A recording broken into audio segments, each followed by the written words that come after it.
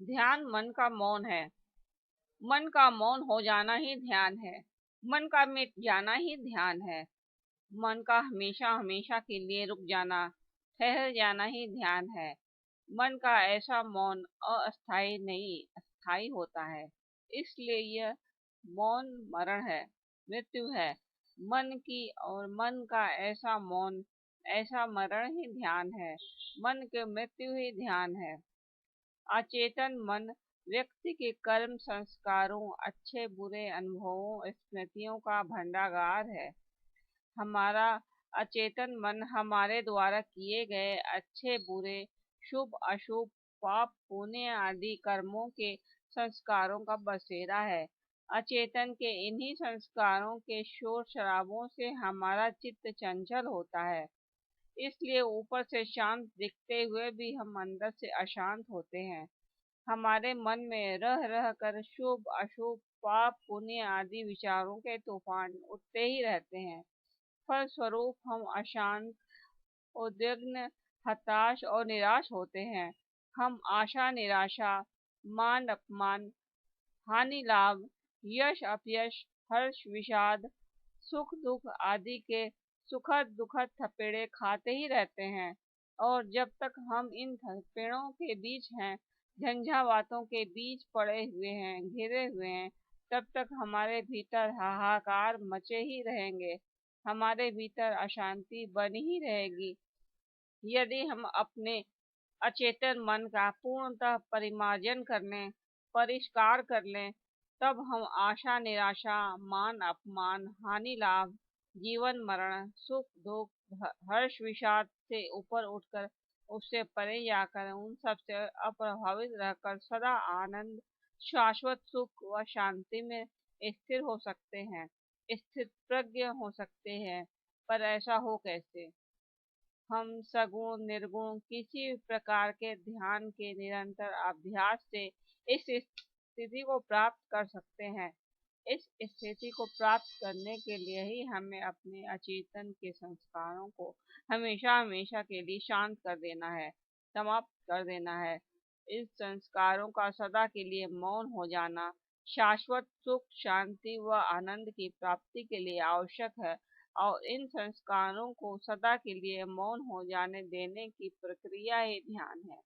ध्यान में उतरकर ही हम अपने भीतर के शोर शराबे, कोलाहल को समाप्त कर सकते हैं, उसके मूल स्रोत को नष्ट कर सकते हैं। हमारे अंदर उठने वाले सारे तूफान, सारे प्रश्न, सारे विचार जो हमें बार बार विचलित करते हैं, वे ध्यान से ही हमेशा हमेशा के लिए शांत और समाप्त हो सकते हैं। इस शांत प्रशांत अवस्था में ही हम अपने वास्तविक स्वरूप को प्राप्त कर परम आनंद में स्थित हो सकते हैं। हम ध्यान के निरंतर अभ्यास से निश्चित है अपने भीतर स्थित आनंद को प्राप्त कर सकते हैं। वैसे ही जैसे ध्यान के निरंतर अभ्यास से बुद्ध के शिष्यों ने परम आनंद की प्राप्ति की थी। इस संबंध में एक बहुत ही रोचक कथा है। एक बार मौलुंग पुत्र नाम का एक विद्वान जिज्ञासु अपने 500 शिष्यों के साथ महात्मा गौतम बुद्ध के पास पहुंचा। उस विद्वान के पास बहुत सारे प्रश्न थे, ढेर सारी जिज्ञासाएं थी। बुद्ध ने उस जिज्ञासु ब्राह्मण के चेहरे की तरफ देखा और कहा, मौलुंग पुत्र, मैं तुम्हारे भीतर उठते प्रश्नों को देख सकता हूँ। मैं तुम्हारे भीतर उठ रहे प्रश्नों के बवंडर और उससे उत्पन्न तुम्हारी परेशानी को देख सकता हूँ। मैं तुम्हारे प्रश्नों का उत्तर दे सकता हूँ, पर एक शर्त है। क्या शर्त है प्रभु? मौलुंग पुत्र ने पूछा। बुद्ध बोले, तुम यहाँ रहकर 1 वर्ष तक प्रतीक्षा करो, ध्यान करो और मौन रहो। यदि तुम यह शर्त पूरी करो तो केवल तभी मैं तुम्हारे प्रश्नों का उत्तर दे सकता हूँ, तुम्हारी परेशानियों का समाधान बता सकता हूँ। अभी तुम्हारे भीतर कोलाहल, शोर शराबा है। अभी मैं कुछ बताऊं तो तुम समझ भी नहीं पाओगे। इसलिए तुम्हारे भीतर का शोरगुल समाप्त हो जाए। जब तुम्हारे भीतर की बातचीत रुक जाए, तब तुम भी कुछ भी पूछना, मैं उत्तर दूंगा। मैं यह वचन देता हूँ।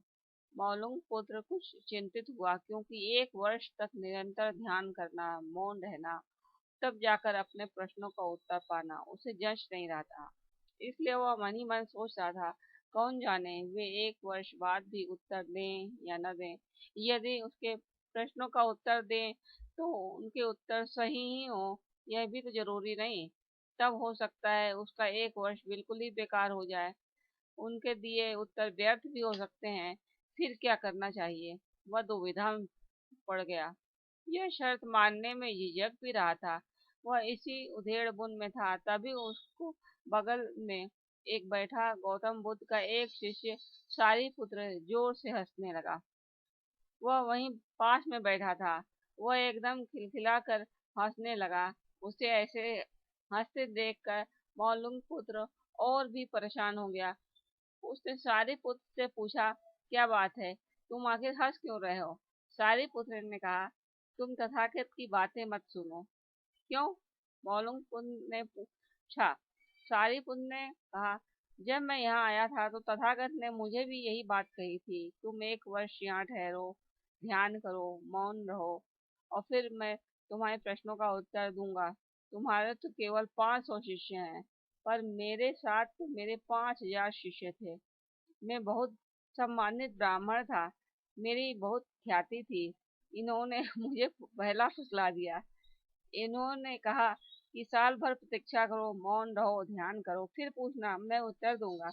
साल भर बाद कोई प्रश्न ही नहीं बचा तो मैंने कभी कुछ पूछा ही नहीं, इन्होंने कोई उत्तर दिया ही नहीं। यदि तुम पूछना चाहते हो तो अभी पूछ लो, क्योंकि साल भर बाद तुम पूछ नहीं सकोगे।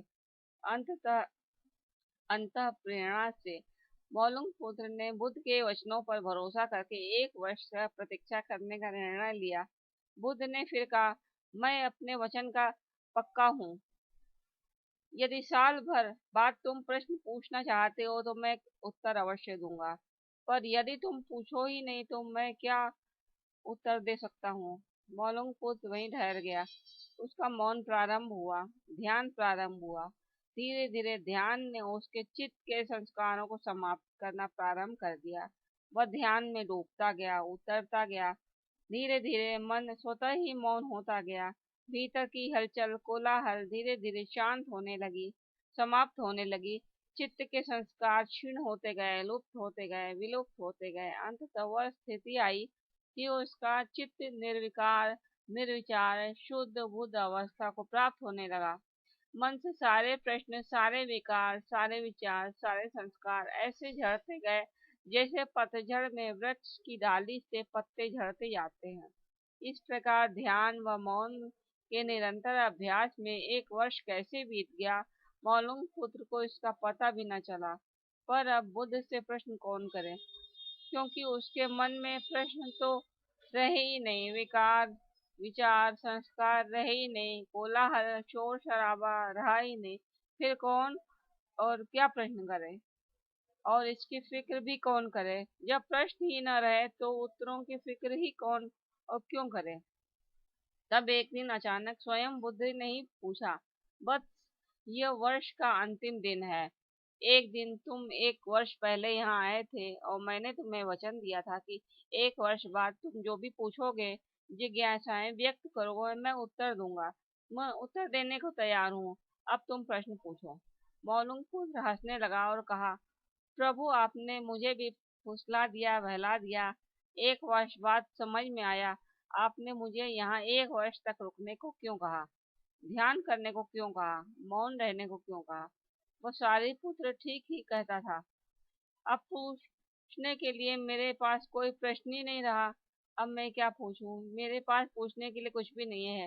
हे प्रभु, आपने मुझे यहाँ 1 वर्ष रुकने को कहकर मेरे ऊपर अनुग्रह किया है, उसके लिए मैं हमेशा आपका ऋणी रहूंगा। तब बुद्ध बोले, असल में यदि तुम सत्य नहीं हो तो की समस्या होती है, प्रश्न होते हैं। प्रश्न तुम्हारे झूठ से पैदा होते हैं, तुम्हारे स्वप्न, तुम्हारी नींद से पैदा होते हैं। जब तुम सत्य होते हो, प्रामाणिक होते हो, निर्मल होते हो, ध्यानस्थ होते हो, सारे प्रश्न तिरोहित हो जाते हैं। वे आगे बोले, यदि तुम्हारे भीतर प्रश्न उठने बंद हो गए तो मुझे उत्तर देने की जरूरत नहीं है। तुम्हें उत्तर स्वयं ही मिल गए हैं। ध्यान में, मौन में रहकर मन की ऐसी अवस्था उपलब्ध होती है जहाँ प्रश्न उठते ही नहीं। मन की प्रश्न रहित अवस्था ही एकमात्र उत्तर है। यही तो ध्यान की पूरी प्रक्रिया है। प्रश्नों को गिरा दिया देना, भीतर चलती बातचीत को गिरा देना, यही तो ध्यान की प्रक्रिया है। जब भीतर की बातचीत रुक जाती है तो ऐसा असीम मौन छा जाता है। उस मौन में हर प्रश्न का उत्तर मिल जाता है, हर समस्या का समाधान मिल जाता है, हर चीज सुलझ जाती है। कहीं कोई समस्या रह ही नहीं जाती। मलूक पुत्र सजल नेत्रों से बुद्ध के चरणों में गिर पड़ा। बुद्ध ने उसे उठाया और कहा, वत्स, आज से तुम भी दूसरों को उनके प्रश्नों के उत्तर ढूंढना सिखाओ, मन को मौन करना सिखाओ। यही ध्यान का सार है।